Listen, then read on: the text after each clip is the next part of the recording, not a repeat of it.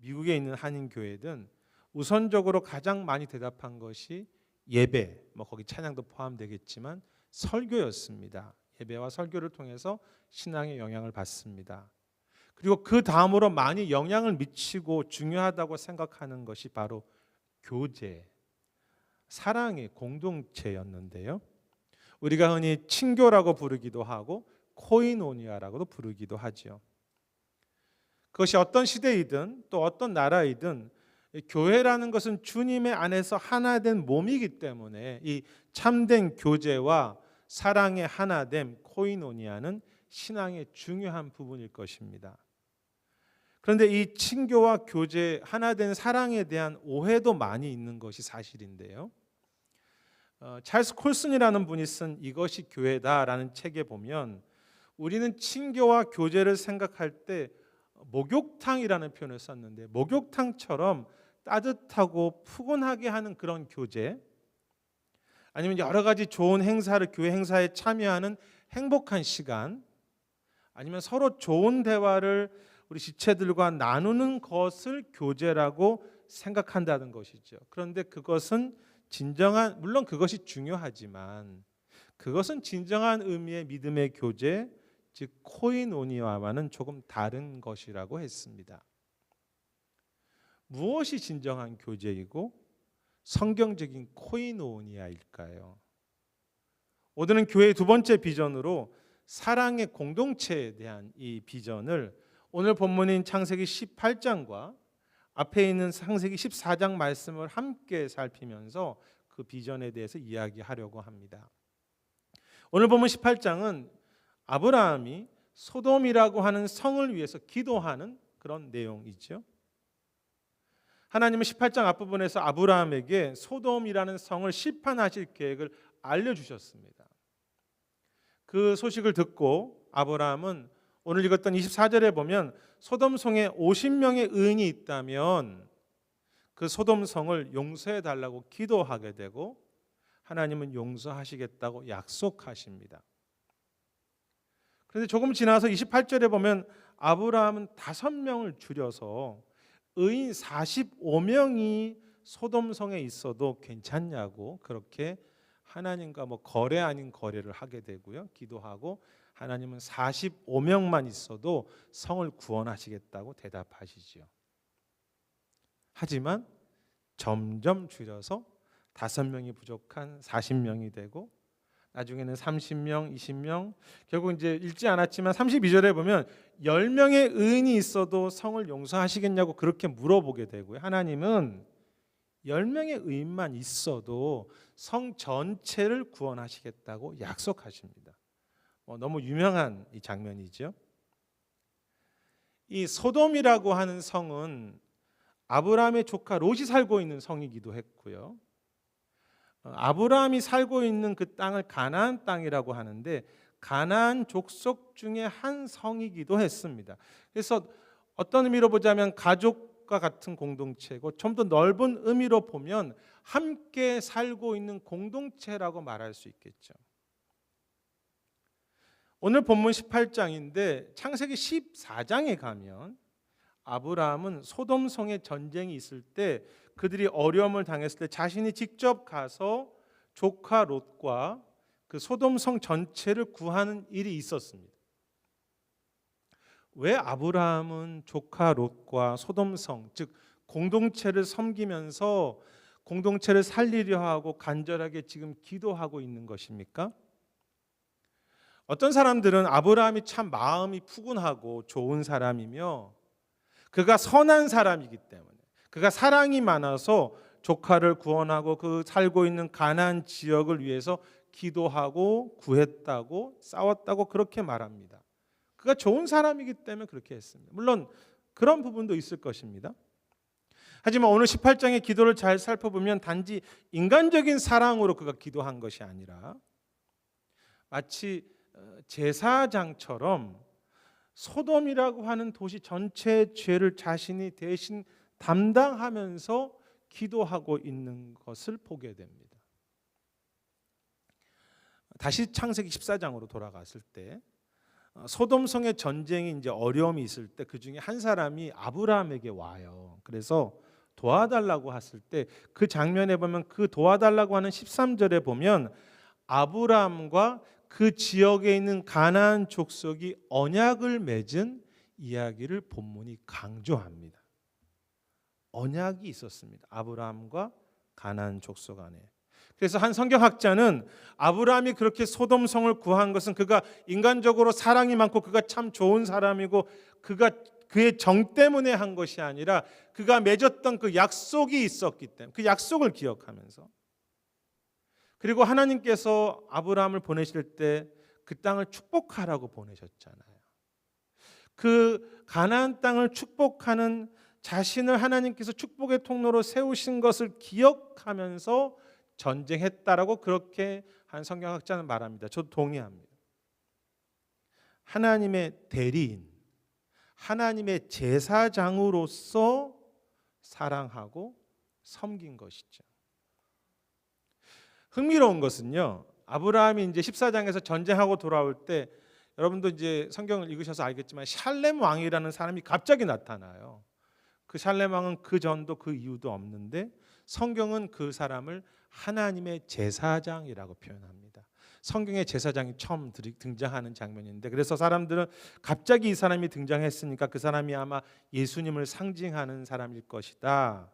근데 그 사람이 샬렘 왕이 아브라함이 전쟁하고 돌아오는 장면에서 그를 축복해 줍니다. 이제 그에게 이제 그거 가지고 있던 것을 이제 헌금하는데요. 마치 아브라함이 제사장으로서 섬기고 기도하는 것을 기억해 주고 축복하는 모습과 같다고 말할 수 있겠죠. 팀 켈러 목사님은 이 18장의 아브라함의 기도는 개인적인 사랑 때문에 한 것이 아니라 제사장으로서 섬기고 제사장으로서 그 땅을 위해서 기도한 것이라고 했습니다. 제사장은 공동체를 축복하는 사명이 있죠. 그가 공동체를 다 사랑해서 축복하는 것이 아니라 맡겨주시기 때문에 사랑하는 것입니다. 아픈 사실은 아브라함의 이 제사장의 기도는 10명의 의인이 없어서 결국 실패합니다. 그런데 실패할 것이지만 하나님은 아브라함을 제사장으로 세우시고 그를 축복하시면서 롯과 그 땅과 그 공동체를 위해서 기도하고 섬기게 하신 것이죠. 비록 실패할지라도. 여러분, 진정한 공동체의 사랑과 섬김이 무엇입니까? 내가 사랑이 많고 내가 참 좋은 사람이기 때문에, 내가 사람들을 다 품어줄 수 있었기 때문에 사랑하고 교제하는 것이 아니라 하나님의 제사장으로서 그 은혜와 축복의 통로가 되는 것뿐이죠. 그것을 우리는 코이노니아라고 합니다. 그 결과가 실패할지라도 하나님의 제사장들은 그들이 다 감정이 좋아서 축복한 것 아닙니다. 그렇게 하라고 하셨기 때문에 순종하는 것이죠. 앞에서 소개했던 찰스 콜슨이 쓴 이것이 교회다라는 책에 보면 앞에서 제가 친교는 우리가 편안하고 따뜻해지는 목욕탕 같은 것이 아니라고 설명이 됐는데, 그는 말하기를 그러한 것이 친교가 아니라, 우리가 따뜻해지고 편안해지는 것이 친교가 아니라 우리는 다 왕 같은 제사장으로서 하나님의 은혜를 경험하며 그 은혜를 전달하는 통로가 되는 것이 친교라고 했습니다. 하나님의 은혜의 통로가 되는 것. 본헤퍼라는 목회자를 아실 텐데요. 나치에 저항해서 순교했던 목회자로서 유명하지만 사실 이 본헤퍼 목사님은 말씀 중심의 공동체인 핑켈발데라고 하는, 이름이 너무 어려워요. 핑켈발데라고 하는 공동체와 또 그 신학교 같은 것을 세우십니다. 이 공동체에 대한 이야기가 말씀 아래서 더불어 사는 삶이라고 하는 책, 라이프 투게더라고 하는 책에 잘 소개되어 있는데요. 사실 이 본헤퍼 목사님은 그냥 말만 공동체가 아니라 정말 공동체로 살려고 했던 그 분이었는데, 이 본헤퍼 목사님 이 책에서 이렇게 이야기합니다. 진정한 공동체는 어떤 이상적인 공동체, 이 드림이라는 표현을 이상적인 공동체, 즉 내가 생각하는 멋진 공동체를 만드는 것이 하나님이 원하시는 것이 아니라고 했습니다. 이상적인 공동체, 멋진 공동체가 하나님이 원하시는 것이 아니다. 오히려 하나님은 내가 원하는 이상적인 공동체를 깨트리신다고 하셨습니다. 이상하지 않습니까? 아니, 우리가 꿈꾸는 공동체를 하나님이 깨트리신대요. 이상적인 그 공동체를 꿈꾸는 소망을 깨트리신다. 왜냐하면 우리는 내가 원하는 멋진 공동체를 꿈꾸다가 이런 공동체가 있으면 좋겠어 하다가 내 뜻대로 되지 않으면 실패했다고 말한다는 것입니다. 그리고 이제는 공동체에 희망이 없다고 말한다는 것이죠. 그러면서 절망하면서 서로를 원망하고 자신을 원망한다고 이야기합니다. 내가 멋진 공동체를 꿈꾸다가 실패하면 야, 불가능해. 서로를 원망하고 내 자신을 원망한다. 이 보네포 목사님이 실제로 살아보니까 그렇다는 거죠. 그는 교회 안에는 인간적인 사랑과 진정한 사랑이 있다고 했습니다. 그런데 인간적인 사랑은 내 힘과 내 사랑으로 하는 사랑이라고 했습니다. 그런 사랑으로 하면 내가 비록 희생한다고 하더라도 참된 코이노니아는 이루어질 수 없다. 희생하는데 내 사랑으로 사랑하면 참된 공동체는 없다.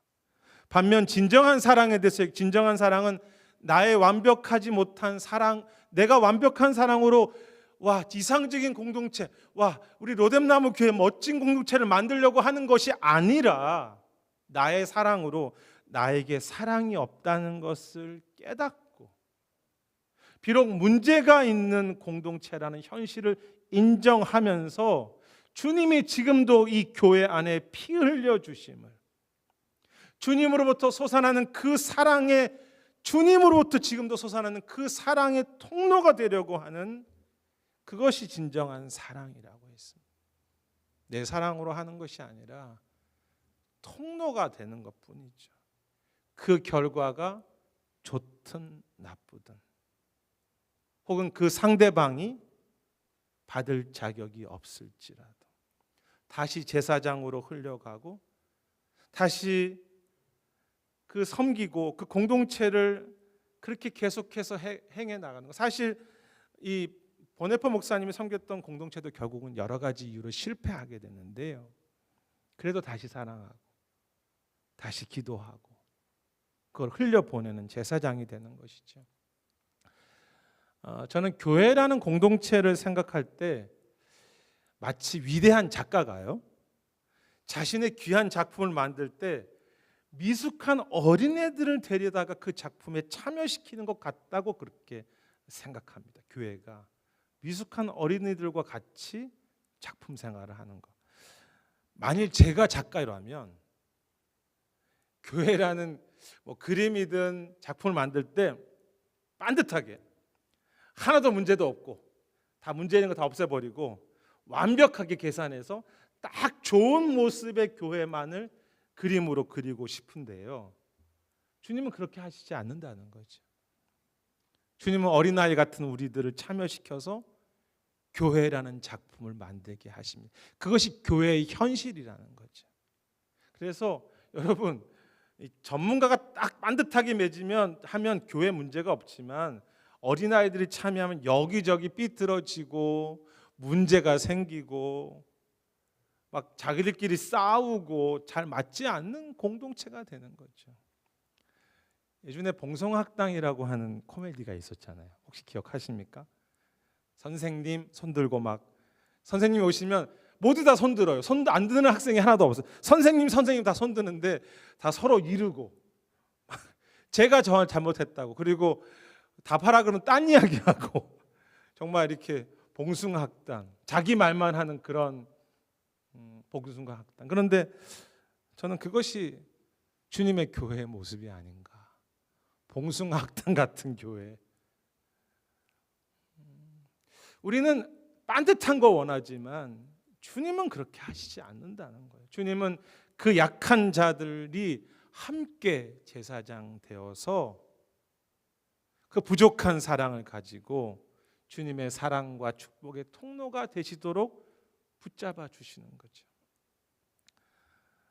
목회하면서 설교 준비도 쉽지 않고 성경 공부 준비하는 것도 쉽지 않지만 더 어려운 일이 하나 되는 사랑의 공동체를 경험하고 또 맛보는 것이 제일 어려운 것 같아요. 참 많이 실패했고요. 이 사랑의 공동체에 대해서 저부터 잘 안 됩니다.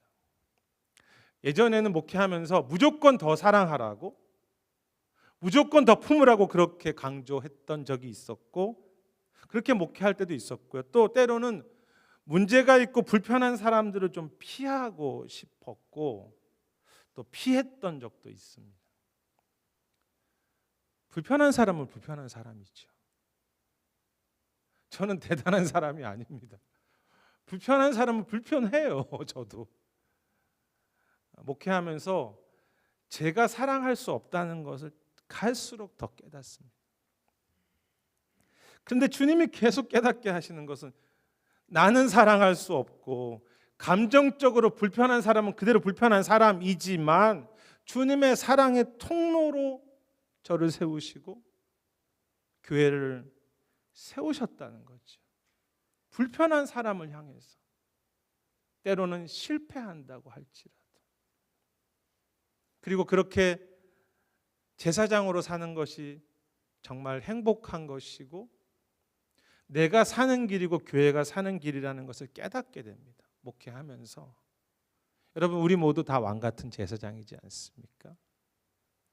감정적으로 다 품을 수 없습니다. 그리고 내가 사랑한다고 해도 다 좋은 결과가 임하는 것도 아니지만 이 아브라함처럼 제사장으로서 공동체를 위해서 사랑하고 주님의 사랑의 통로가 돼서 한 번이라도 더 손잡아주고 내 사랑이 아니라 주님의 사랑으로 한 번이라도 더 기도해주고 또 제사장으로서 그들을 축복해 주는 그런 교제, 그런 공동체, 그런 코이노니아. 아브라함의 교제는 제사장으로서 하나님의 축복을 흘려보내고 하나님의 통로가 되는 그 사람으로서 기도하는 그런 교제였습니다. 그런데 오늘 본문에 감사한 것은, 그리고 우리가 기억할 중요한 내용이 있는데요, 아브라함이 이렇게 공동체를 위해서 섬기는 가운데 중요한 하나님의 나라의 원리가 발견된다는 거죠. 이것은 여기만이 아니라 성경 전체에 나오는 원리인데요, 그것은 적은 소수의 의인이, 마이너리티의 그 의인이 전체 다수, 메저리티를 살린다는 것입니다. 아브라함과 하나님의 대화 내용을 다시 한번 살펴보면 하나님은 처음에 50명만 있어도 도시 전체를 살리시겠다고 약속하셨죠. 이 당시 이제 고고학이나 여러 가지 살펴보면 당시 소돔이라고 하는 도시는 작은 도시 국가보다는 중형 도시 국가 정도였다고 하는데요. 그래서 그 역사를 보면 2,000명 정도나 5,000명 정도의 인구가 소돔에 살았다고 합니다. 정확하지는 않죠. 만약 2,000명이 살았다고 하면 여러분 50명의 의인이 있어도 괜찮다고 했으니까 이 확률이 나오시죠. 이 퍼센티지가 40명 중에 한 명만 있으면 도시가 산다는 것입니다. 만약에 5,000명의 인구가 소돔의 인구라면 100명 중에 한 명의 의인이 있어도 전체 도시를 살릴 수 있다는 거죠. 그런데 어떻게 됩니까? 나중에 10명의 의인만 있어도 살리신다고 했잖아요. 그러면 2,000명일 경우에는 200명 중에 한 명의 의인만 있어도 되고, 5,000명이 살고 있는 도시라면 500명 중에 한 명의 의인만 있어도 전체를 살리신다는 것입니다. 여러분, 우리 교회 다 합해서 우리 주일학교까지 다 합해서 본다면 이 중에 한 명의 의인만 있으면 교회 전체를 살리신다는 것입니다. 세크라멘토에 미국 교회 한인교회 많지만 정말 한 교회가 있으면 세크라멘토를 살리신다는 거죠. 저희 교단에 뭐 전체 교인은 많지만 저희 한인교회는 한 250개에서 300개 정도 왔다 갔다 하는데요. 한 교회만 있으면 전체 교단을 건강하게 하신다는 것입니다. 창세기 14장으로 다시 돌아가 보면 아브라함이 자신의 가족들과 이제 함께하는 318명을 데리고 소돔을 도우러 갔을 때 사실은 그 전쟁 굉장히 큰 전쟁이었습니다. 소돔을 포함한 가나안 도시 5개를 구하는데 그때 그 다른 동쪽에서 왔던 큰 나라들과 싸워서 연합군과 싸워서 이기는 전쟁이었거든요. 한 명의 하나님의 사람이 세상 1000명을 구하는 모습이죠. 하지만 아픈 현실은 18장에서 아브라함에게 10명의 의인이 없었다는 거죠. 10명의 의인이 없어서 소돔 성을 구하지 못하죠. 사실 우리 중에 정말 누가 의인이 되겠습니까?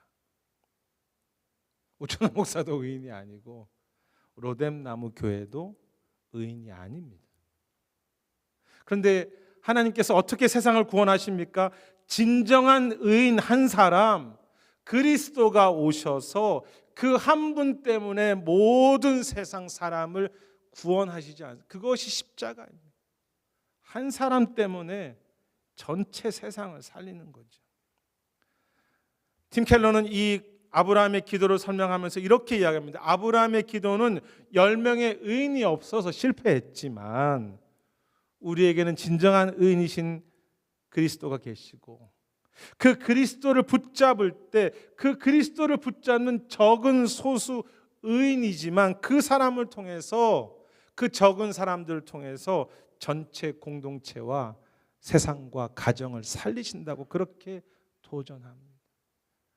진짜 의인이신 여러분, 무엇이 주님께서 우리 공동체를 향해서 그리고 친교 가운데 주신 약속입니까? 그리스도를 의지하고 섬기는 작은 소수가 인하여서 공동체 전체 다수를 살리신다는 것이죠.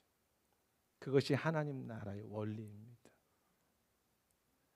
예전에 소개했던 책이지만 나무를 심는 사람이라는 그 소설에 보면 2차 대전 때문에 너무나 황폐했던 그 프랑스 산을 매일 나무를 심며 몇십 년 동안 나무를 심는 부피에라고 하는 한 사람이 있었죠. 그 한 사람이 꾸준히 다른 사람 상관없이 꾸준히 몇십 년 동안 나무를 심는데 이제 소설에서 그 작가 입장에서 다시 그곳을 찾아갔을 때 그곳에 숲이 생기고 그곳에 새롭게 그 땅이 회복되고 짐승들이 다시 들어오고 샘물이 흐르고 한 사람 때문에. 저는 그런데 그 소설의 내용이 갈수록 그것이 주님의 원리라는 것을 배우게 됩니다. 섬김을 포기하지 않는, 사랑을 포기하지 않는 한 사람이 필요한 거죠. 한 교회가 필요합니다. 그 본헤퍼가 함께했던 그 공동체가 실패하는 것 같았고요.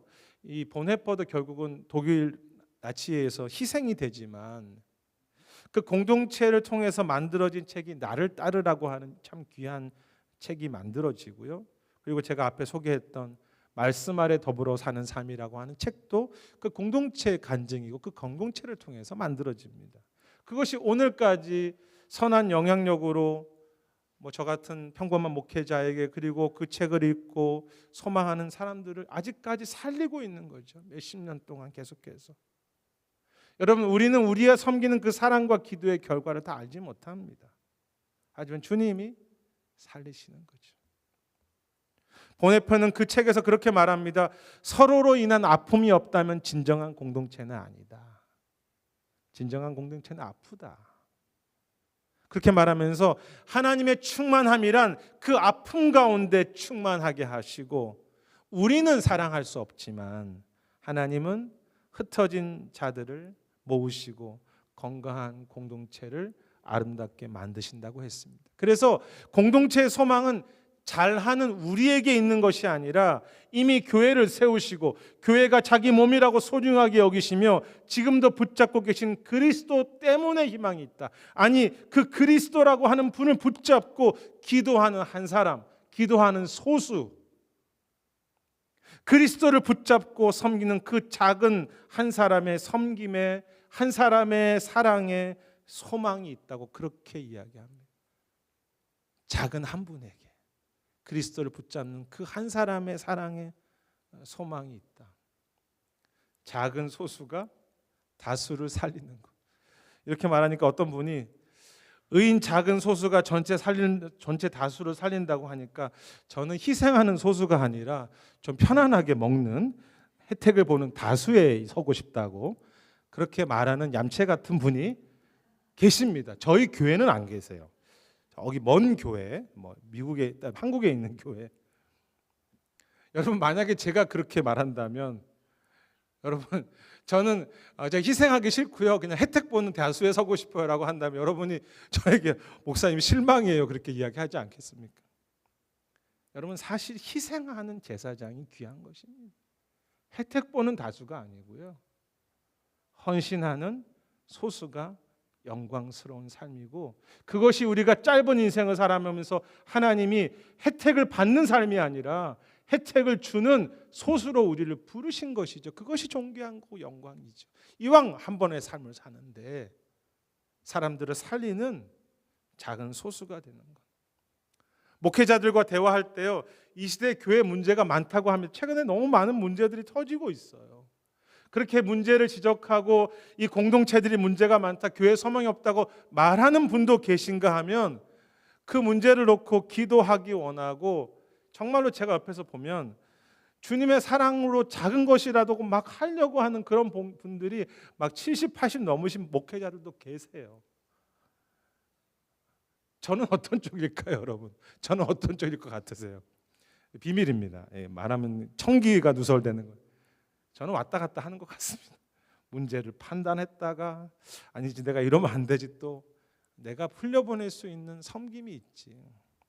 그러면서 저는 실패하지만 저와 우리 교회가 우리 능력에 상관없이요. 우리가 할 수 있는 재정이나 이런 사람에 크게 상관없이 주님을 붙잡는 그 작은 일들이 있잖아요. 그것이 우리가 신학생을 돕는 것이든 부신자를 위해서 기도하는 것이든 혹은 다음 세대를 세우는 것이, 다음 세대를 축복하는 기도하는 것이든 교회를 개척하는 것이든 아니 내가 불편한 한 사람을 위해서 내가 기도하고 눈물로 그 사람에게 다시 다가가는 것이든 유일하신 그 그리스도를 붙잡고 설 때 주님께서 교회와 우리 가정과 그 한 사람, 여러분 한 사람의 기도 때문에 세상을 살리시는 거죠. 그것이 주님의 약속입니다. 함께 제사장이 되는 공동체, 제사장으로서 서로에게 주님의 축복을 흘려보내는 그런 진짜 코이노니아, 다시 실패할 수 있을 것입니다.